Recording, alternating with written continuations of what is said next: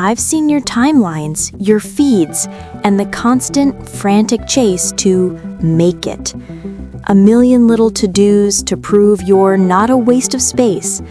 But here's the thing, that's the hustle, the grind, and it's not the game you think it is.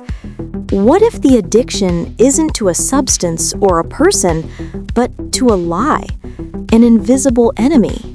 You're bored. That's good. You've been conditioned to see it as a problem, a flaw. I have nothing to do, so I must fill the void. So you scroll, swipe, and consume.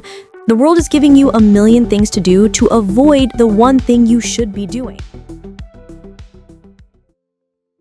Boredom is a biological defense mechanism, a signal from your brain that your current environment lacks novel or stimulating information.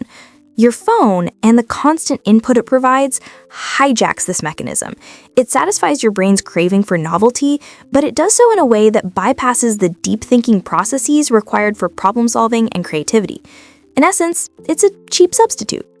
By intentionally depriving your mind of this easy stimulation, you force it to become a problem-solving engine. Boredom forces your brain to create its own stimulation by connecting disparate ideas and generating new thoughts. This is where innovation is born. This generation has eliminated boredom from their life, and it's killing them. It's not about being unproductive, more about being undiscovered. You don't know yourself the way you think you do because you've never sat with yourself long enough to find out. The standard advice on this topic? Go for a walk in nature, meditate, journal your feelings. They're not wrong, but they're just the starter pack. It's the tip of the iceberg, a temporary fix that doesn't address the root of the problem. They keep you on the surface, moving from one thing to the next, never truly building the mental fortitude you need. The real issue here isn't what you're doing, it's what you're avoiding. You can't tolerate it because you don't know how to deal with it. You don't know what to do when you're not holding your phone. This is a lack of self, not a lack of ideas. So let's flip the script. Instead of running from boredom, lean into it. This is about self-excavation. So if you want to play a different game to win on your own terms, you need to start with the things nobody else is telling you to do. Sit with your discomfort. Most people try to use medication to find inner peace, but they're missing the point. The first step isn't peace, it's resistance.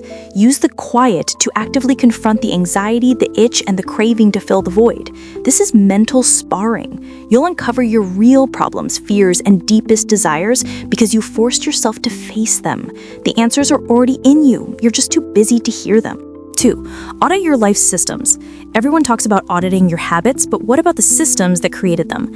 In this silence, you can step back and see the entire operation. Why did you choose that job, that relationship, that habit? Most people live on autopilot, reacting instead of designing. And boredom is your chance to see the whole system and identify the errors. Rethink your future and set a new standard. This is the first step toward high agency. 3. Brainstorm the obvious. Everyone says to brainstorm, but their advice focuses on finding new ideas. The real gold is in the most obvious ones you've been ignoring because they feel too simple. Sit down with that notebook and just write down what your gut has been telling you, the easy solutions and the things you've procrastinated on for years. This is where innovation comes from, not from a planned one, but from an empty slate where your mind can finally connect the dots on its own.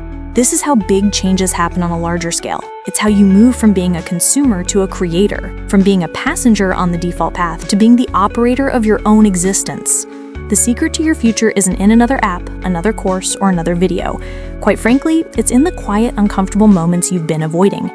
You're not boring. Your mind is just a universe. So stop filling it with static and start exploring it.